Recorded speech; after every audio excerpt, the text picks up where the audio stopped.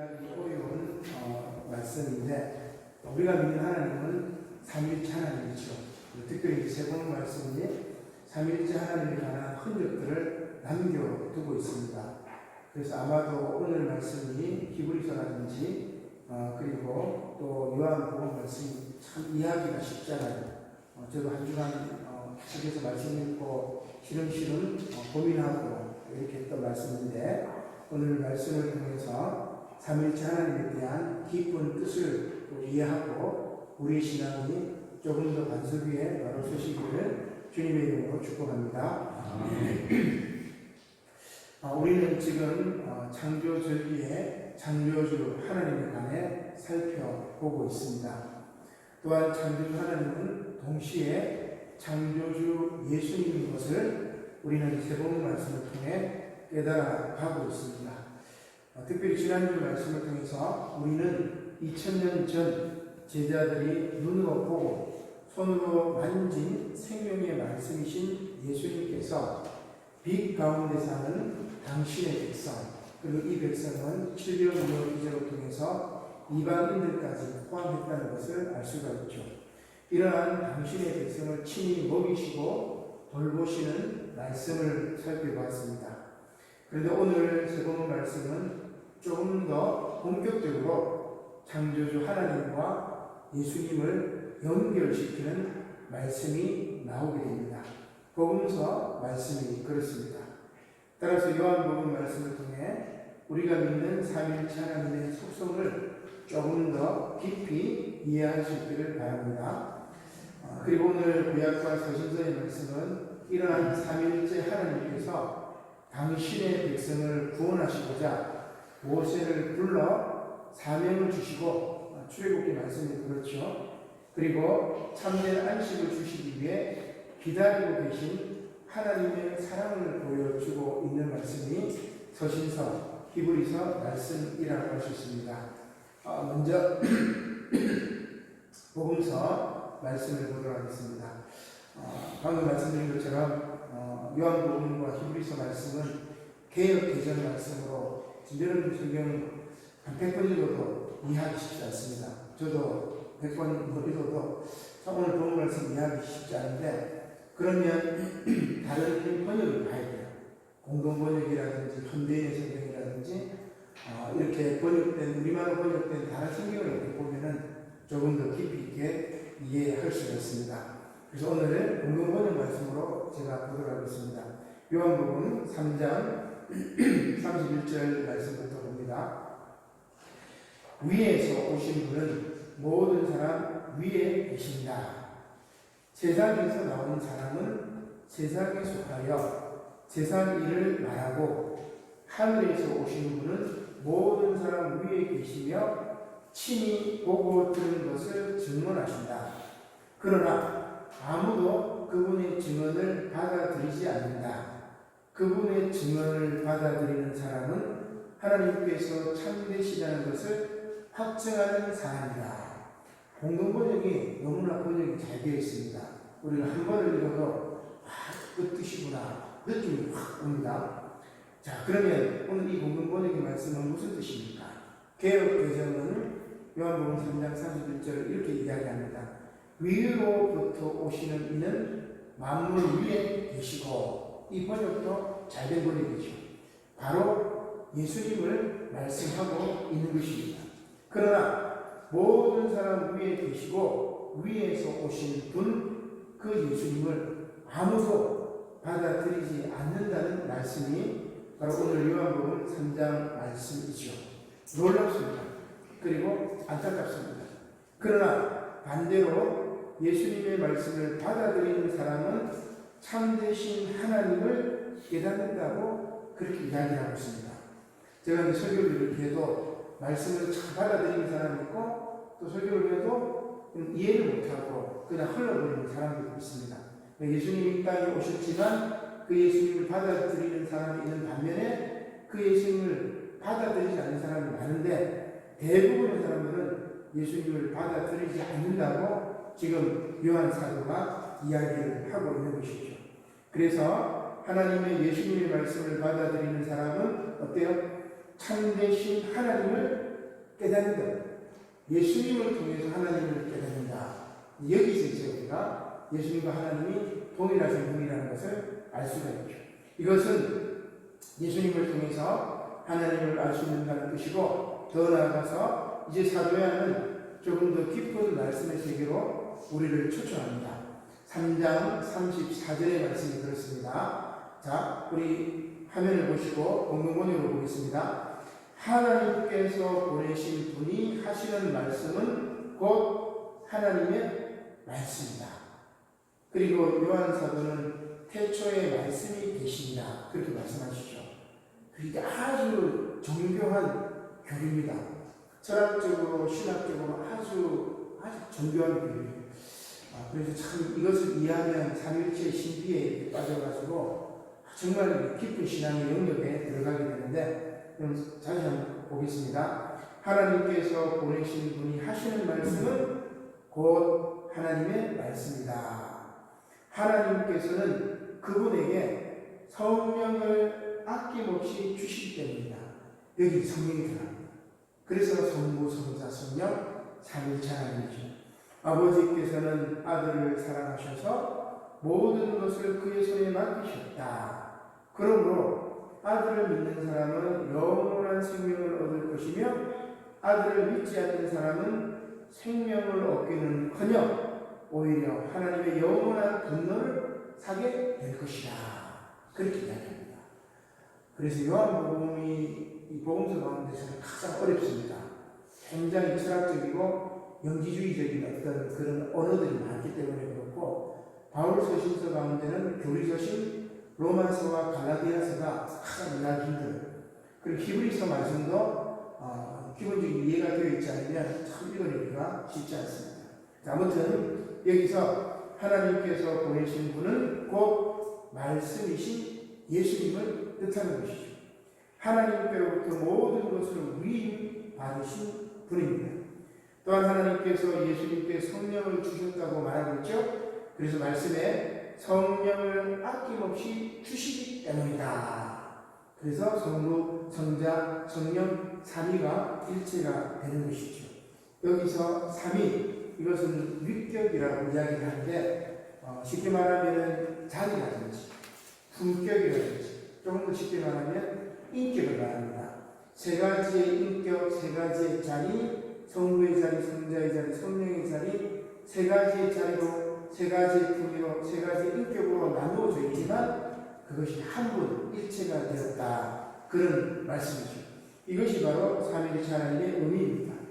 따라서 위로부터 이 땅에 오신 예수님은 만물 위에 계시고 하나님과 동등 위격이라는 것이죠.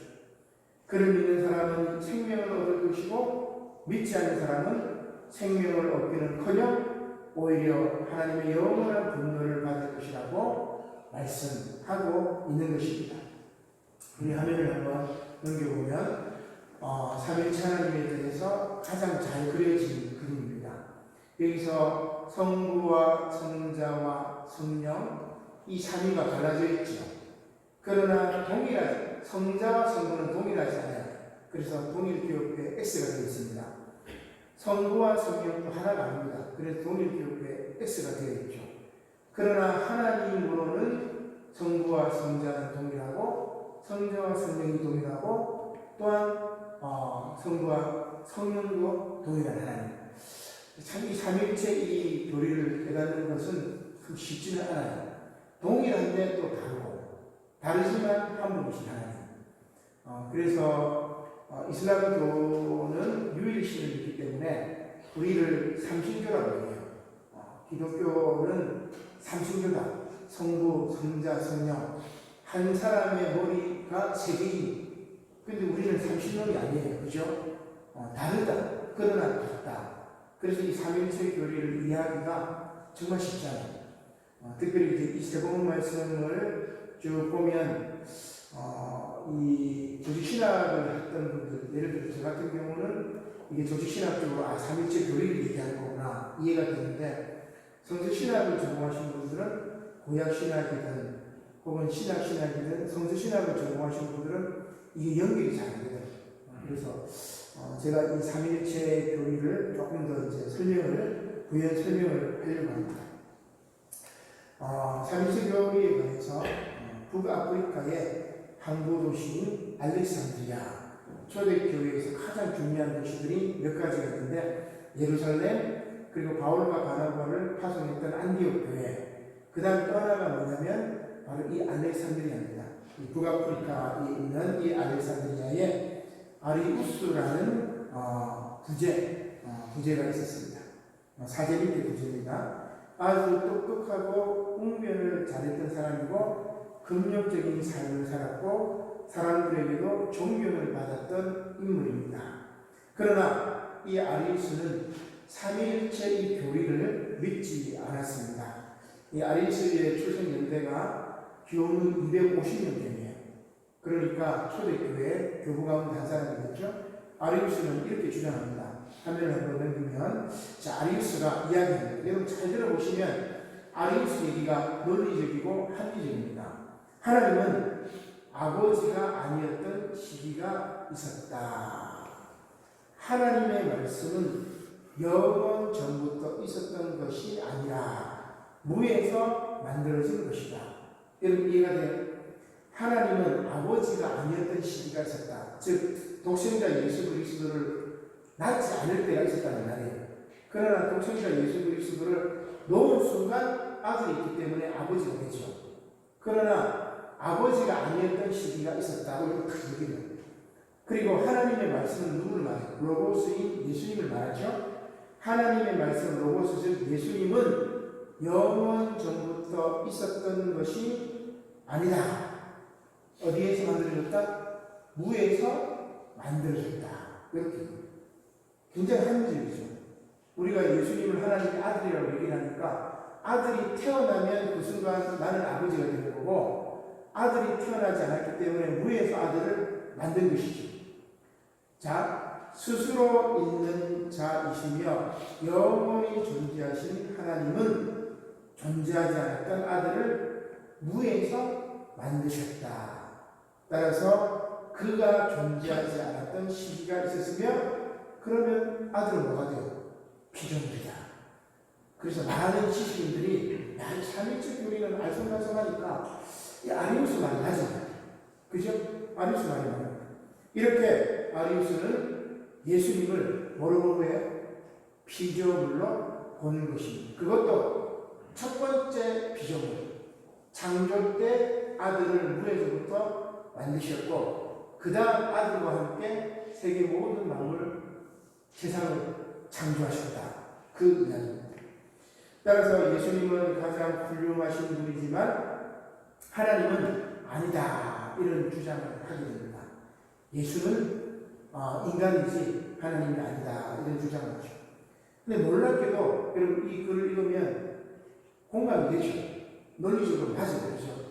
역사적인 예수님이 2000년 전에 이 땅에 오셨지, 영원 전부터 로고스로 계셨지만 그 로고스를 하나님이 창조하셨으니까 제일 첫 번째 창조물이 아닐까 이렇게 생각을 하는 거죠. 많은 사람들이 이 주장을 좋아했고, 지식인들 사이에서도 아리우스의 생각과 또 이렇게 말할 수 있는 용기를 상당히 도전적이고 매력적이라고 보는 사람들이 생겨났습니다. 오늘날도 역사적인 예수를 중요시하는 이들은 이러한 삼위일체 교리를 경시하는 경향이 있습니다. 그러나 우리는 삼위일체 하나님 여기에서 바로 서 있지 않으면 이슬람교와 차이성이 없어요. 알라신이나 하나님이나 나의 하나님은 동일하단 말이에요. 그러나 우리가 믿는 하나님은 삼위일체 하나님이에요. 이슬람교는 유일신입니다. 거기는 삼위일체 개념이 있단 말입니다. 그러니까 이 삼위일체 개념을 놓아버리게 되면은 정말로 기독교의 정체성이 무너져 버리는 거겠죠. 그래서 역사적인 예수를 중요시하는 이들은 삼위일체 교리를 경시합니다. 이 땅에 인간의 몸을 입고 오셨던 예수님의 기적과 예수님의 삶과 예수님의 죽음만을 강조해버리면 어때요? 정말 인간적인 예수님의 모습을 볼 수 있지만 이분이 영원 전부터 계셨던 창조주 하나님이라는 것을 받아들이지 않으면 그 신앙은 영성을 잃어버리는 것이라 할 수 있습니다. 예수님은 역사적 예수로 이 땅에 오신 분이기도 하지만 동시에 그리스도, 구세주, 그죠? 하나님이시죠. 따라서 우리는 예수님을 뭐라고 부릅니까? 예수 그리스도. 역사적인 예수가 구세주가 되시는 하나님, 예수와 그리스도, 이 두 가지를 놓칠 수가 없는 것이죠.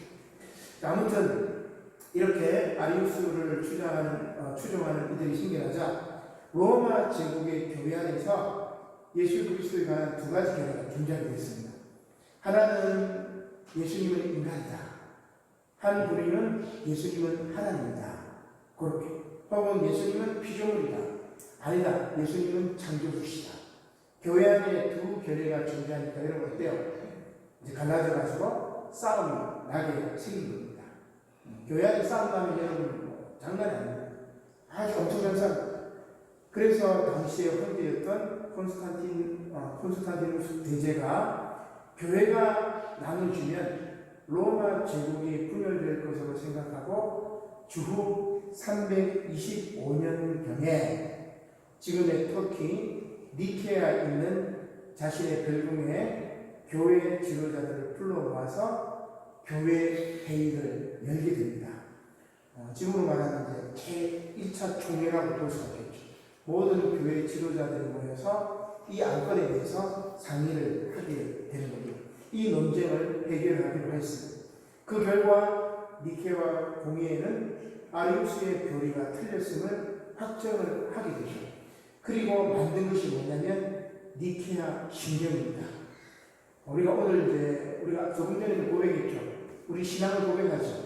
무슨 신경을 고백하죠? 우리는 사도신경을 고백한다는 겁니다. 그죠? 이 사도신경은 모든 기독교인들이 자기 신앙을 이 신경의 기초에서 고백한다는 겁니다. 그래서 가장 처음 만들어진 신경이 뭐냐면 니케아 신경인데 이 아리우스를 이단으로 전제하기 위해서 만들었던 신경입니다. 그래서 한번 더 넘겨보시면 니케아 신경이 나오는 부분인데 뒷부분은 제가 빼고 앞부분에 보면은 성부와 성자 관련 부분만 한번 보겠습니다. 사도신경으로 생각하면 쉽게 이해가 됩니다. 우리는 보이는 것이나 보이지 않는 만물을 지으신 전능하신 아버지 한 하나님을 믿사오며 하나님의 아들 성부에게서 나신 독생자 즉 성부의 본질로부터 나신 한 주 예수 그리스도를 믿사오니 이는 참 하나님의 참 하나님이요 나셨으나 지음받지 않았고 누구를 반박하는 거예요? 아리우스를 반박하는 거예요. 성자 예수님은 피조물이 아니다. 즉 하나님으로부터 나셨으나 지음받지 않았고 그럼 이해가 돼요. 나셨으나 지음받지 않았고 그래서 참 이런 교리가 너무나 깊이 있어가지고 예를 들어가지고 불교 이야기라면 쉽게 이해할 수 있는데 불교의 공개념을 우리가 0으로 적어요. 숫자 0이 있잖아요. 그렇죠? 0이 있으면 0은 아무것도 아니에요. 그런데 앞에 1이 붙으면 어떻게 되죠? 10이 되고 그 다음에 앞에 2가 붙으면 20이 되고 그죠? 그 다음에 0이 무수히 많고 0이 2개가 있으면 앞에 1이 붙으면 100이 되잖아요. 그죠? 0은 아무것도 아니지만 그 앞에 1이라는 숫자가 있으면 엄청나게 많은 게 많기도 하고 적기도 하고 그래서 제가 우리 언어 중에서 이런 것들을 표현하는 게 뭐가 있을까? 우리가 한가위를 지었잖아요. 그죠? 한가위. 그죠? 한가위를 다른 말로 하면 중추제죠. 그래서 우리말에 보면 한이라는 말이 있어요. 한. 그래서 하나라는 말. 근데 후민정음에 보면은 세종대왕이 어리석은 백성이 한이라 이런 말이 있어요. 그때는 어리석은 백성이 하나라는 말이 아니고 여러 명이다. 그 다음에 한이라는 말은 중추절처럼 중간을 의미해요. 그러니까 영어에 보면 원이 있고 매니가 있는데 미들이 있고 그러니까 원과 미들과 매니를 다 포함하는 말이 우리말의 한이라는 한. 놀랍죠? 이게 어떻게 보면은 바로 이 삼일체 교리를 이해할 수 있는 방법입니다. 그러니까 우리나라 사람들은 이것도 너무나 잘 이해하죠. 자, 계속해서 한번 보겠습니다. 나셨으나 지금 같지 않았고 성부와 동지이시다. 그 다음 그를 통하여 하늘과 땅에 있는 모든 것이 지음을 받았으며 그는 우리 인간과 우리의 구원을 위하여 강림하사 육신이 되어 사람이 되셨고 고난을 받으시고 제3일 만에 다시 살아나사 하늘에 오르셨으며 산자들과 죽은 자들을 심판하시기 위해 오실 것입니다. 여러분 어때요? 사도신경 비슷하죠. 결국 아리우스는 교회에서 쫓겨났고 멀리 귀향을 가게 되었습니다. 그의 책도 불태워졌습니다. 그러나 이렇게 교회의 신앙 문제를 뭐로 해결했어요? 국가가 나서서 결정해요. 콘스탄틴 대제가 다 와가지고 여비도 다 줍니다. 많이 멀리서 와야 됩니다. 그리고 이 교회가 국가의 신앙 문제를 결정해버렸어요. 좋지 않은 선례를 남겨두었다고 할 수 있습니다. 종교의 정치가 개입한 것이죠. 화면 한번 넘겨보겠습니다. 아리우스를 이단으로 선언한 제1차 니케아 공회죠. 그리고 여기 보면 중간에 이제 아리우스가 있고 이제 사제들이 쭉 모여가지고 결정을 내리고 너 이단이다 이렇게 이야기를 합니다. 한번 더 넘겨보겠습니다. 니케아가 어디 있냐면 가운데 보면 노란색으로 되어 있죠.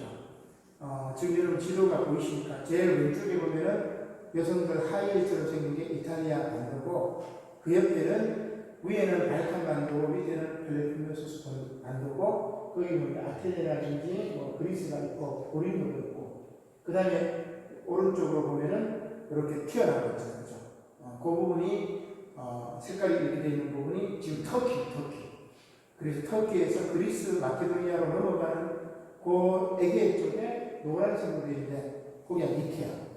그 다음에 중간쯤에 뭐가 있냐면은 카파도키아라는 지역이 있어요. 그 위쪽이 가나입니다. 그래서 니케아에서 오른쪽으로 조금만 가면은 밑으로 가면 카파도키아 한번 표시를 한번 니케아에서 오른쪽으로 가면 안키라고 그렇죠. 카파도키아. 그 윗부분은 갈라디아 지방이에요. 그래서 갈라디아에서는 한 도시가 아니고 이 터키 지역에 있는 지방에 보낸 곳이라고 할 수 있습니다. 카파도키아 위치는 저기라고 생각을 하시고, 자, 그러면 여기 이 카파도키아에 삼초사가 있습니다. 가이사레아의 바실, 그리고 리사의 그레고리우스, 나지안누스의 그레고리우스, 이 세 명이 삼일체 교리를 더 돈독하게 했고, 그 다음에 주도적인 역할을 하는 신학자는 아타나시우스라고 할 수 있습니다. 참조하실 거예요. 아무튼 이러한 한 번 더 넘겨봅시다. 여기가 이제 카파도키아인데 도시 전체가 문화유산이에요. 우리를 치면 경주나 이런 식으로 볼 수 있겠죠. 도시 전체가 문화유산인데 카파도키아 가보진 않았지만 그림을 보니까 이렇게 돼 있어요. 여기 이제 화산이 생겼고 그 화산이 이제 또 여러 가지 지층들이 이렇게 형성되면서 그 땅굴을 파가지고 도시 안에 이 도시들이 만들어지고 그래서 지하 교회가 한 1000개 정도 만들어졌다는 이 카파도키아 지역. 그리고 이 지하에 한 200만 명 이상이 생활할 수 있는 그런 규모가 바로 이 카파도키아라는 초대교회 유산 가운데 아주 중요하죠. 그래서 우리가 성지는 예루살렘이나 이스라엘과 있는 것이 아니라 아까 말씀드렸던 북아프리카, 알렉산드리아, 그 다음 터키 지역도 아주 중요한 기독교 성지라고 할 수 있습니다. 자, 아무튼 이러한 삼일체 하나님께서 이제 우리를 구체적으로는 모세를 부르시는 것이 바로 오늘 이야기의 말씀이라고 할 수 있습니다. 하나님께서 모세를 부르실 때 모세는 미디아 광야에서 처가살이로 40년이라는 세월을 보내고 있었을 때였습니다. 의미 없이 하루하루를 살아가던 어느 날 하나님께서는 호렙산 떨기나무 불꽃 가운데서 모세를 부르셨죠. 모세를 부르신 이유는 하나님께서 이스라엘 백성들의 쉬는 소리와 부르짖음을 들으셨고 그 근심을 아셨기 때문입니다. 따라서 모세를 통해서 그들을 구원하시고자 합니다. 사진을 한번 넘겨보겠습니다. 여러분 지명을 잘 알아야 되는데 아프리카하고 그 다음에 아라비아 사막, 아라비아로 넘어가면 거기 되보면 시나이 반도가 있어요. 그래서 삼각형으로 되어 있죠. 이 반도 제일 남밑에 보면은 시내산이 있습니다. 저게 뭐냐면은 호렙산이에요. 시내산이나 호렙산이나 다른 게 아닙니다. 이렇게 태백산 줄기에 보면 산들이 많이 있잖아요. 개별 산들은 우리가 다 이렇게 이야기하지만 여러 산들 가운데 이제 뭉텅거리게 됩니다. 그래서 오른쪽에 보면은 시내산이나 호렙산 이렇게 모습이 나와 있죠. 한 번 더 넘겨볼까요? 한 번 더 넘겨봅시다. 이런 식으로 시내산. 밑으로 한 번 더 보면 밑에 한 번 더 넘기면 예, 없습니다. 자, 이게 이제 호렙산이나 시내산 같은 산인데 거기 떨기나무 모습. 한 번 더 넘겨봅시다. 떨기나무는 뭐 이런 거 우리도 주변에 보면 뭐 이렇게 볼 수 있는 또 한 번 더 넘겨봅시다. 이런 거 또 한 번 더 예, 이런 게 이제 떨기나무입니다. 위로 또 올려봅시다. 두 개만 더 한 번 더 예, 이게 아니 위로 더 요게 제일 괜찮은 떨기나무 아닐까. 저 뒤에 보이는 호렙산으로 모세가 연을 치다가 촥 떨기나무 본 거예요. 근데 저 떨기나무에 불이 확 붙었어. 그 떨기나무에 이제 불이 붙은 거죠. 자, 출애굽 3장 1절과 2절 말씀인데 모세가 그의 장인 미디안 제사장 이도의 양떼를 치더니 그 떼를 광야 서쪽으로 인도하여 하나님의 산 호렙에 이르매 여호와의 사자가 떨기나무 가운데로부터 나오는 불꽃 안에서 그에게 나타나시니라. 그가 보니 떨기나무에 불이 붙었으나 어때요? 이 떨기나무에 불이 붙었으나 타지 않았다고 이야기를 하고 있는 겁니다. 아마도 이 성경에는 나와 있지 않지만 모세는 떨기나무에 불이 탁 붙었을 때 이렇게 생각한 것 같아요. 저 초라하고 연약한 떨기나무는 내 심지어가 같구나. 이제 불이 붙었으니 곧 불타 없어지겠구나. 사라지겠구나. 그래, 나도 이제 이렇게 미디안 광야에서 하루하루 살다가 없어지겠구나. 사라지겠구나. 아마 불타는 그 떨기나무를 보고 모세는 그렇게 생각을 했어요. 신세를 한다면 떨기나무에 붙은 불을 왔을 것입니다. 그런데 놀라운 일이 생겨났습니다. 그 떨기나무가 사라지지 않았습니다. 한 장 더 넘겨볼까요? 예, 그 떨기나무가 사라지지 않았습니다. 그 연약한 떨기나무가 불에 타서 사라지지 않는 것입니다. 그러자 모세가 이렇게 말합니다. 내가 돌이켜 가서 이 큰 광경을 보리라.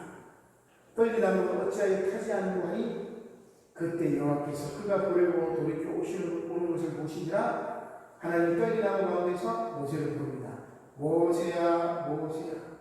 그러자 모세가 그 소리를 듣고 내가 여기 있나이다. 그렇게 이야기합니다. 불타 없어지지 않는 떨기나무가 궁금해서 다가오는 모세를 향하여 하나님께서 떨기나무 가운데서 모세를 부르셨던 것입니다. 그리고 이렇게 말씀하십니다. 3장 5절 말씀이죠. 하나님이 이르시되 이리로 가까이 오지 말라. 내가 선 곳은 거룩한 땅이니 내 발에서 실 곳이라. 또 이르시되 나는 내 조상의 하나님이니 아브라함의 하나님, 이삭의 하나님, 야곱의 하나님이라. 아브라함의 하나님, 이삭의 하나님, 야곱의 하나님이라는 무슨 뜻이에요? 조상의 하나님이죠. 그죠? 아브라함, 이삭, 야곱은 이스라엘 사람들 조상이니까 조상의 하나님이라는 말입니다. 그리고 다른 말로는 조상이니까 역사겠죠. 역사의 하나님이라는 말입니다. 그리고 이 조상들 아브라함과 이삭과 야곱은 다 보면 어때요? 역사 속에서 떠돌이로 살았던 인물들입니다. 따라서 떠돌이들의 하나님 그리고 모세와 같이 연약한 인생들을 하나님께서 부르셨던 것이죠. 그러자 모세가 하나님 뵙기를 두려워하여 얼굴을 아닙니다. 신 앞에선 연약한 인생은 이렇게 절대자 앞에서 두려울 수밖에 없는 것이죠. 바로 그때 절대자 앞에서, 하나님 앞에서 두려워 떨고 있는 그 사람에게 하나님께서 소명을 주십니다. 출애굽기 3장 7절의 말씀입니다. 간단히 읽어보겠습니다. 여호와께서 이르시되 내가 애굽에 있는 내 백성의 고통을 분명히 보았고 그들이 그들의 감독자로 말미암아 부르짖음을 듣고 그 근심을 알고 내가 내려가서 그들을 애굽인의 손에서 건져내고 그들을 그 땅에서 인도하여 아름답고 광대한 땅, 적과 꿀이 흐르는 땅, 곧 가나안 족속, 헷 족속, 아모리 족속, 그리스 족속, 히 족속, 여부스 족속의 지방에 데려가려 하노라. 지난주에는 우리가 신명기에 보니까 7지파였는데 출애굽기는 6지파가 나옵니다. 그들 땅을 주리라. 자, 이렇게 금방 불타 없어질 것 같은 떨기나무에서 하나님께서 나타나셨던 것은 두 가지인 것 같습니다. 첫째는 연약한 떨기나무라도 하나님께서 함께 하시면 영원히 사라지지 않는 생명이 된다는 것이고, 두 번째는 애굽에서 고통받고 있는 이스라엘 백성들의 모습을 보여주는 것입니다. 불타는 고통에도 불구하고 하나님께서 그들을 구원해 내신다는 그러한 상징입니다. 그래서 우리의 인생이 아무리 초라하고 연약하고 또 사람들에게 무시를 당할지라도 하나님께서 우리를 붙드시면 그 어떤 사탄의 불길과 환란의 불꽃도 우리를 태워 없애버릴 수 없다는 그런 말씀이죠. 그리고 그들을 하나님께서는 영원한 안식으로 인도한다는 말씀이 바로 오늘 히브리 본문 말씀입니다. 히브리 말씀도 우리 공동 번역을 한번 보겠습니다. 히브리서 4장 1절과 2절 말씀입니다. 하나님께서 당신의 안식처에 들어가게 해주시겠다는 약속이 살아있으니 여러분 가운데 그 기회를 놓쳐버렸다고 생각하는 사람이 있어서는 안 되겠습니다. 우리도 그들과 마찬가지로 그 기쁜 소식을 듣지 않았습니까? 그들은 복음의 말씀을 듣고도 그것을 믿지 않았으므로 그 말씀이 그들에게 아무런 소용이 없었습니다. 우리를 하나님의 영원한 안식처에 들어가게 해주시겠다는 이 약속은 변함이 없는데 그 약속의 말씀을 믿지 않는 사람들이 있다는 말씀이죠. 계속해서 보겠습니다. 히브리서 4장 3절 이것은 하나님께서 내가 노하여 맹세한 대로 그들은 결코 나의 안식처에 들어오지 못하리라고 말씀하신 대로입니다. 그러나 우리는 믿었기 때문에 그 안식처에 들어가게 될 것입니다. 사실 하나님께서도 세상을 창조하실 때에 일을 다 마치시고 쉬셨습니다. 사실 하나님의 천지 창조의 핵심은 뭐예요? 창조가 아니라 안식입니다. 창세기의 핵심은 뭐냐면 창조가 아니라 안식. 6일 동안 일하시고 제7일에 안식하셨다는 것이 바로 창조의 핵심이고 창세기의 핵심입니다. 따라서 히브리서 기자는 이렇게 말합니다. 히브리서 4장 4절 말씀이죠. 이것은 7째 날에 관하여 성소 어딘가에 하나님께서는 당신의 모든 일을 마치시고 7째 날에 쉬셨다고 기록된 말씀대로입니다. 그러나 삼위일체이신 예수님을 받아들이지 않는 이들은 결코 하나님의 참된 안식에 들어가지 못하는 것입니다. 그래서 히브리서 기자가 다시 한번 말합니다.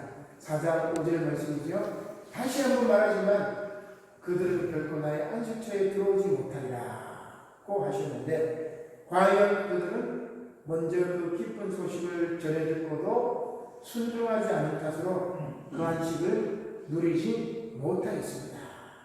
자, 그러나 그럼에도 불구하고 다른 사람들이 안식을 누릴 수 있는 기회는 아직도 남아 있다는 그 이야기죠. 그래서 이 다른 사람들은 누굴까? 원래는 히브리서를 받는 수신자들이죠. 박해로 인해서 믿음이 흔들리는 유대인 그리스도인들입니다. 다시 유대교로 돌아가려고 그리스도인들을 핍박합니다. 그래서 히브리서 기자는 유대교로 돌아가지 말라, 기독교가 진리다, 그 얘기를 변증하는 것이 히브리서죠. 그러나 조금 더 구체적으로는 유대인들이 아닌 이방인들, 곧 오늘 우리들이라고 할 수 있습니다. 그래서 조금 이제 힘들고 어려운 말씀인데, 오늘이라는 말을 하나님께서 다시 정하시는 거죠. 히브리서 4장 7절입니다. 넘겨보겠습니다.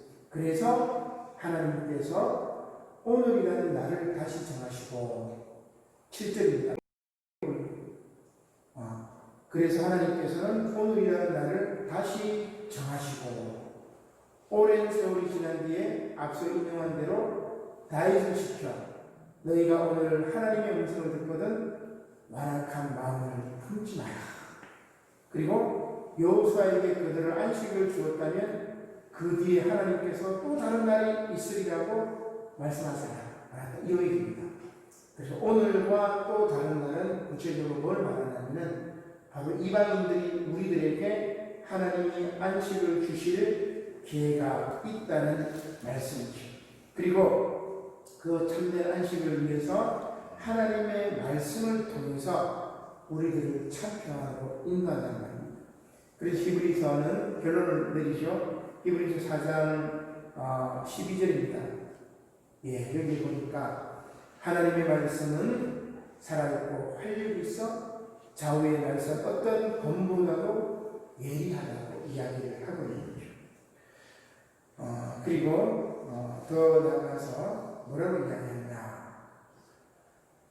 마지막에 보니까 우리의 결산을 받으실 이의 눈앞에 만물이 벌거벗은 것 같이 드러날 것이다. 이런 하나님의 말씀이신 예수 그리스도 삼위일체이신 예수께서 우리들에게 소명을 주시고 참된 안식을 주셨는데 그것을 받아들이지 않는다면 하나님께서 만물이 벌거벗은 것 같이 결산을 낼 때 우리들에게 심판대로 오신다는 그런 말씀, 우리의 결산을 받으시겠다는 것이죠.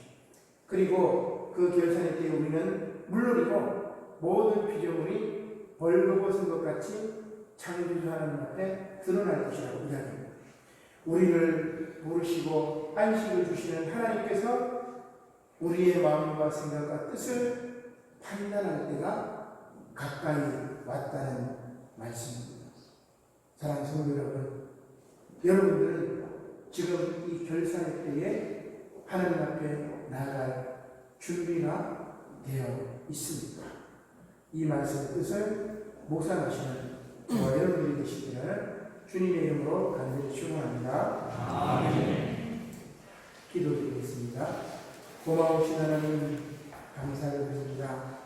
삼위일체이신 우리 창조주 하나님께서 이제 심판의 날 우리의 마음과 생각과 뜻을 판단하실 때가 가까이 왔다 말씀하셨사오니 이제 모든 피조물과 우리들이 벌거벗은 것 같이 창조주 하나님 앞에 드러날 것입니다.